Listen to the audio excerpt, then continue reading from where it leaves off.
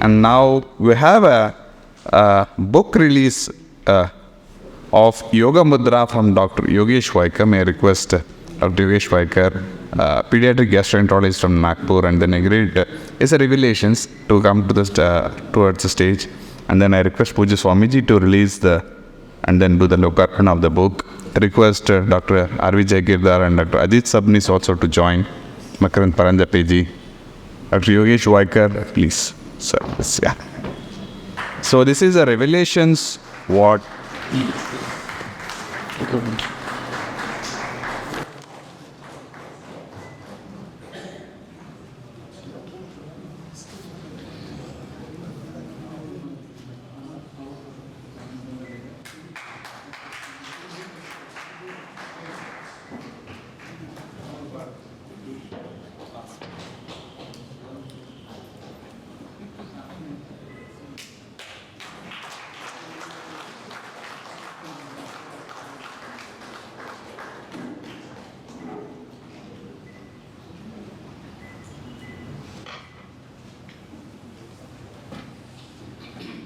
So this is Yoga Mudra, short self-revelatory review. All these are Dr.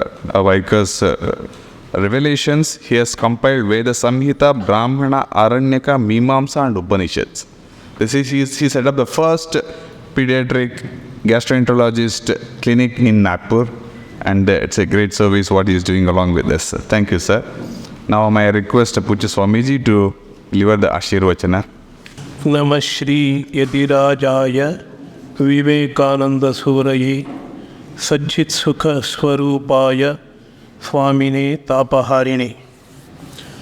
My humble salutations to distinguished learned people on the dais and off the dais. You have heard many enlightening lectures on the Vedas and its importance in this wonderful seminar on the living Veda. That means the Veda should be living. Veda should be a part of our lives. I would like to highlight one or two points on this. First one is Veda means knowledge. Vid dhatu, as the learned scholars have pointed out, means knowledge. And Swami Vivekananda interprets Veda as the mass of knowledge. He doesn't confine the Veda to only 4 Vedas. The whole mass of knowledge available in this universe is what is called Veda. So, this knowledge is of importance to us. And Shankaracharya, in one of his commentaries, says, Veda is Sarvajna Kalpa. It is as if it is it is all-knowing. It is only second to the Ishvara. Ishvara is Sarvajna, and the Veda which has come out of the Sarva Ishvara is equal to Sarvajna in the sense it is all-knowing. We will get all knowledge out of the yoga. In Brahma Sutra, we have a wonderful sutra, Shastra Yonitvat. The Brahman, the reality, is known by the Vedas. And there are 2 interpretations given by Shankaracharya, Shastrasya Yonihi. And the Brahman is the source of even the so-called all-knowing Veda.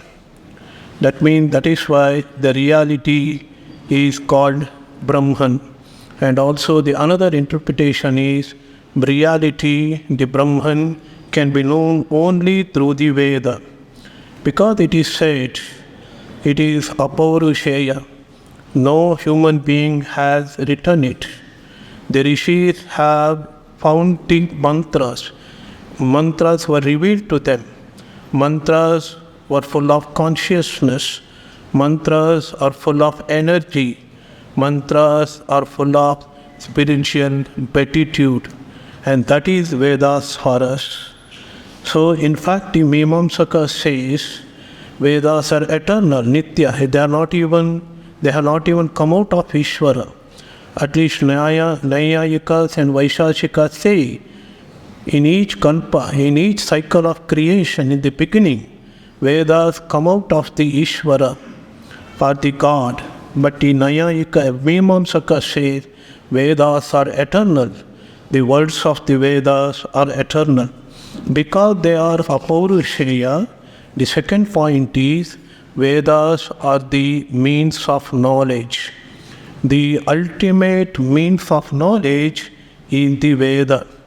And all the scholars of the ancient India have given utmost importance to the Veda because they are the ultimate authority of transcendental knowledge. The knowledge which we cannot derive from the senses, and that we get out of the Veda. So, if you want divinity in different forms, it's a beautiful explanations. Adhi Bhautika explanation. You have fire, the material fire, that is Adhi Bhautika explanation. When it is used in the yajna, it gains transcendental importance. That is called Adhi Yajna. So the same Agni becomes Adhi Yajna. It will have a alaukika form in the yaga or the yajna. Then the same Agni is taken to be a deity, a devata, Agni Devata. This is Adi Bhautika explanation. So we have several layers of explanation for each word of the Veda. Adi Bhautika, Adi Yajna, and also Adi Daivika. Ultimately, Vedas, in its Vedantic section, the Upanishads teaches the reality we are trying to discover in nature, it is ourselves. And Swami Vivekananda, in one of his statements, beautifully summarizes what the Vedas teaches us. He says, God is in nature. That is what the earlier Vedic sages try to find out. God is in the nature, in different forms of nature. But they later found out that God itself is nature. The nature itself is God. God is in the nature, becomes the nature itself. God itself is the nature. Next they found out God is the temple of the human being, the body. The body itself is the temple, and there is inside, there is God, and God is within the temple, that is body. So God becomes Adhyatmika here. Adhyatmika means when it is related to human body. So we have beautiful explanation, transcending the awareness, transcending the consciousness from material level to the yajna level, sacrifice level, and then divine level. We find deities everywhere. Every form of nature, he has got its deity as the energy source, and then we have that same force, all the center of the forces, the source of energy. In the transcendental realm, it becomes Adhyatmika, that is within the body itself. And Swami Vivekananda still goes further. That which is within the body, that is Atman or the Brahman, that has become the body also. It has become the body. It has become that which is within the body. Swami Vivekananda uses the beautiful words, the God within, the God without. I think this is the message of the Vedas, what Vedas try to teach. God is everywhere. God is consciousness.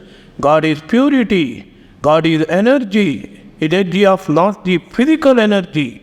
It is the transcendental energy. It is the pure consciousness. Anoraniyan Mahato Mahiyan. That is in every atom. That is in the bigger clusters and galaxies also, that have become galaxies and clusters of stars, and that has become the most minute atom also. So the upasana, adoration, meditation is the goal of the Vedas. So dharma, next aspect is Veda is dharma. What we have to do, how to conduct ourselves in this life. So we have to move towards God. We have to move towards the transcendental reality. The steps are shown in the Veda. First, karma kanda, try to do what is right. And so, of course, with desires you try to do. Then give up the desires. And karma becomes karma yoga. Then you will be qualified for meditation. Then comes upasana kanda. Karma kanda leads us to the upasana kanda or aranyakas. There one meditates and tries to be one with the deity he is meditating. Those deities or divinities are nothing but the manifestations or the aspects of the one divine reality. And then one is asked to go further and become one with the divinity. I am that, aham brahmasmi. And the teacher says to student, you are that. And the student says, yes, I am that. I am not the body, I am not the mind, I am not intellect, I am of the pure consciousness. That same pure consciousness within me is also without everywhere in the universe. And so the Veda is knowledge, Veda is the means of knowledge, Veda is the dharma, and lastly the Veda is the way of living. How to live? Brahmacharya. We had to live a life of studentship first. We had to control our senses. Then we had to lead a righteous life when we marry. Then we should take up the life of meditation. That is Garhastya, then Vanaprastha. Then we should be the aspirant. And then where we had to meditate. We had to learn how to control our mind. We had to contemplate. From contemplate also we had to transcend ourselves to the pure knowledge and renounce everything and see God and reality alone. This is the way of living, method of living the Veda teaches. So here we have Veda in an omnipresent presence in the Indian civilization. Veda means Indian tradition. And the Indian tradition, the Hindu tradition, Sanatana Dharma means the Veda. I am very, very happy to come here and listen to the learned scholars speaking about the inner meaning of the Veda. I was very much charmed by the writings of Aurobindo. I hope in the coming days you and me, everyone should learn more and more about the Vedas. And Swami Vivekananda said, many sages have come, but the more sages will come in the future. Of course, I think the R.L. Kashyap is one of those sages of the modern period who could translate the whole Veda, the 4 Vedas into English. Of course, many more will come according to Swami Vivekananda. And let this Vedic interpretation, the finding out the inner meaning, let it continue through these distinguished assemblies and the gatherings and the seminars. Discovering Veda means discovering ourselves, discovering our own real inner nature. That is the essence of the Veda. Aham Brahmasmi. Thank you very much.